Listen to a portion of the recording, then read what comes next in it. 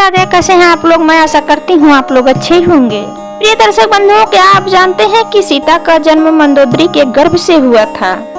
आज हम इस वीडियो में बात करेंगे कि सीता रावण की पुत्री थी। दर्शक बंधुओं, एक समय की बात है। दर्शक बंधुओं, माता सीता ना तो रावण की पुत्री थी और ना ही महाराजा जनक की पुत्री थी। प्रिय दर्शक बंधुओं, पूरा सच क्या है आज के इस वीडियो में हम आप सभी को बताएंगे। जब माता सीता का जन्म हुआ था तो उनका लालन पालन महाराजा जनक ने किया था। ये दर्शक बंधुओं, अगर रामायण के हिसाब से देखा जाए तो माता सीता महाराजा जनक की पुत्री थी। दर्शक बंधुओं, हम आप सभी को बता दें कि माता सीता ना तो राजा जनक की पुत्री थी, ना ही रावण की पुत्री थी। पूरा सच क्या है दर्शक बंधुओं, आज के हम इस वीडियो में यही बात आप सभी को बताएंगे। रामायण में तो साफ साफ दर्शाया गया है कि सीता मैया महाराजा जनक की पुत्री थी। कि माता का नाम सुनैना था, इनके पिता का नाम राजा जनक बताया गया था। दर्शक बंधुओं, कुछ लोगों का मानना यह है कि सीता मैया रावण की पुत्री थी। प्रिय दर्शक बंधुओं, इस वीडियो को आप पूरा सुने और बहुत ही ध्यान पूर्वक सुने, मन लगा करके सुने, वीडियो को बिना स्किप किए हुए देखें।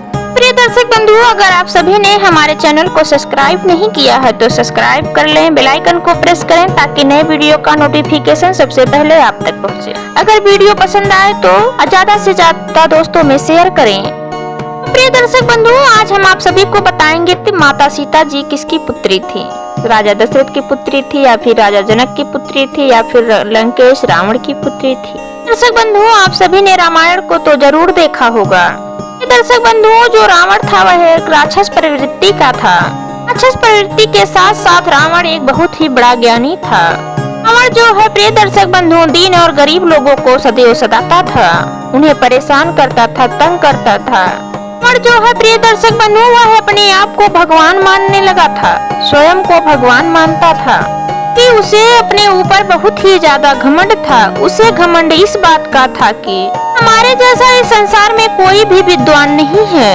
ये दर्शक बंधुओं, महात्माओं को पूजा पाठ हवन नहीं करने देता था, उन्हें पूजन यज्ञ नहीं करने देता था और महात्माओं से वह टैक्स लिया करता था। दर्शक बंधुओं, एक बार महात्माओं ने लंकेश रावण को टैक्स देने से मना कर दिया था। इसके पश्चात रावण महात्मा के पास गया, महात्माओं से टैक्स मांगने लगा। जब महात्माओं ने मना किया तो महात्माओं के शरीर से थोड़ा थोड़ा खून टैक्स के रूप में निकलवा लिया, टैक्स के माध्यम के द्वारा।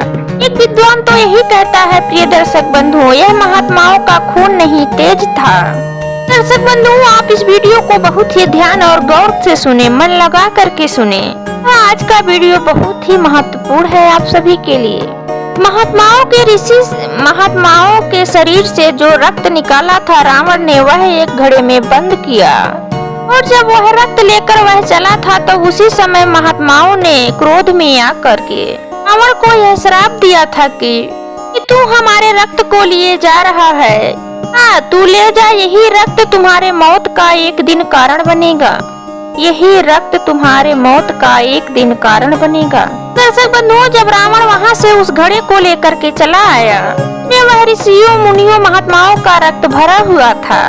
एक विद्वान यही कहता है, हमारा शास्त्र पुराण यही कहता है कि रावण जो है वह रक्त लेकर घर नहीं आया, उस घड़े को ले जा करके जनक के खेतों में गाड़ दिया था।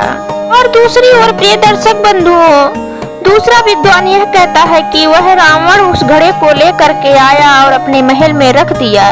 तब मंदोदरी ने पूछा कि इस घड़े में क्या है। तब रावण ने जवाब दिया, तब रावण ने मंदोदरी को जवाब दिया कि इसमें जहर है, विष है, से आप छूना नहीं। ये बात कहने के पश्चात रावण तपस्या करने के लिए चला जाता है हिमालय पर्वत पर।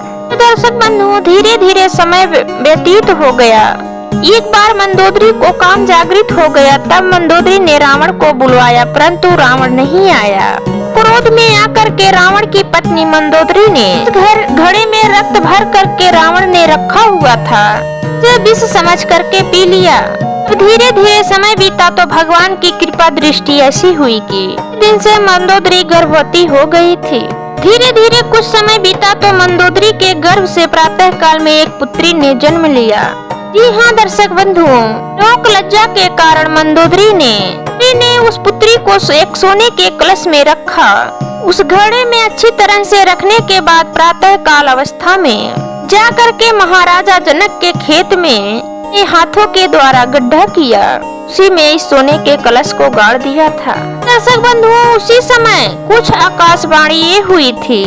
जनक के खेतों में सूखा पड़ गया था, महाराजा जनक के राज्यों में सूखा पड़ गया था और इसके साथ साथ आकाशवाणी में यह भी बताया गया था कि अगर राजा जनक स्वयं अपने खेतों में हल चलाएंगे बारिश हो सकती है। तो प्रिय दर्शक बंधुओं, आकाशवाणी के माध्यम से महाराजा जनक ने अपने खेतों में हल चलाने के लिए उसी दिन गए थे। इन मंदोदरी उस सोने के कलश में पुत्री को रख करके लौट कर चली आई हुई थी। तब प्रिय दर्शक बंधुओं, महाराजा जनक ने अपने खेतों में हल चलाया। वह भगवान की कृपा ऐसी हुई कि वहाँ पर वह सोने का कलश मंदोदरी ने गाड़ा हुआ था। जैसे ही राजा जनक ने हल चलाना शुरू किया, हल की जो कील होती है, नोक होती है, सीधे जा करके उस कलश से टकराई। टकराने के बाद वह घड़ा ऊपर आ गया। राजा जनक ने उस घड़े को खोल कर देखा तो उसमें एक ही बहुत सुंदर कन्या थी। उस घड़े में एक बहुत ही सुंदर कन्या थी। तो महाराजा जनक ने उस कन्या को अपने घर पर रख लिया, अपनी कन्या समझकर अपने घर पर रख लिया। वह कन्या राजा जनक को मिली तो राजा जनक ने उस कन्या का नामकरण करवाया। तब नामकरण करने वालों ने प्रमाण पाया कि यह बेटी कैसे उत्पन्न हुई। उन्हें पता चला कि सोने के घड़े से यह कन्या उत्पन्न हुई थी। इसी दौरान विद्वानों ने उनका नाम सीता रखा, उस कन्या का नाम सीता रखा। उस कन्या का नाम सीता क्यों रखा था? इसलिए उस कन्या का नाम तो कुछ और भी रख सकते थे, लेकिन इसलिए उस कन्या का नाम सीता रखा था। वह सोने का घड़ा जो था शीतल घड़ा था, वह शीतल घड़े से उत्पन्न हुई थी। प्रिय दर्शक बंधुओं, वहीं दूसरा विद्वान कहता है कि जब राजा दशरथ खेत में हल चलाने के लिए गए थे तो प्रिय दर्शक बंधुओं, हल की जो नुकीली धार होती है उसे सील बोलते हैं, से यह घड़ा टकराया था। दूसरा विद्वान यही कहता है, इसलिए माता सीता का नाम सीता रखा गया था। दर्शक बंधुओं, आज के इस वीडियो में इस कहानी के माध्यम से सभी ने समझ लिया होगा तो में सीता किसकी पुत्री थी। दर्शक बंधुओं, यह तो हकीकत है कि रावण की पत्नी मंदोदरी के गर्भ से सीता ने जन्म लिया था। वास्तव में अगर देखा जाए तो सीता मंदोदरी की पुत्री थी। कि प्रिय दर्शक बंधुओं, माता मंदोदरी और रावण का कोई मिलाप नहीं था। वहीं एक दृष्टि से देखा जाए तो माता सीता मंदोदरी की ही पुत्री थी, न कि रावण की। कि उनमें रावण का कोई अंश नहीं था, रावण का कोई मिलाप नहीं था। और माता सीता जनक की पुत्री इसलिए कहलाई कि महाराजा जनक को सीता मैया खेतों से प्राप्त हुई थी, उनके खेतों में घड़े से प्राप्त हुई थी। महाराजा जनक ने ही माता सीता का पालन पोषण किया था। प्रिय दर्शक बंधुओं, द्वापर में जब कन्हैया का जन्म हुआ था, वास्तव में श्री कृष्ण के माता पिता सुदेव और देवकी थे। हकीकत में कि उनके ही द्वारा भगवान श्याम सुंदर का जन्म हुआ, भगवान श्री कृष्ण का जन्म हुआ। बहुत सारे दर्शकों के मन में शंका होती है कि भगवान श्री कृष्ण ने अवतार लिया था, भगवान कन्हैया का पालन पोषण यशोदा ने किया था। इसलिए प्रिय दर्शक बंधुओं, कन्हैया के माता का नाम यशोदा बताया गया है। हकीकत में उनकी माता का नाम देवकी था। प्रकार से प्रिय दर्शक बंधुओं, माता सीता राजा जनक की पुत्री जरूर थी। उनको जन्म देने वाली वही रावण की पत्नी मंदोदरी थी। मंदोदरी ने ही सीता को जन्म दिया था। दर्शकों, आज का वीडियो यहीं पर समाप्त होता है। अगर वीडियो पसंद आई हो तो लाइक करें, कमेंट करें और अपने दोस्तों को शेयर करें।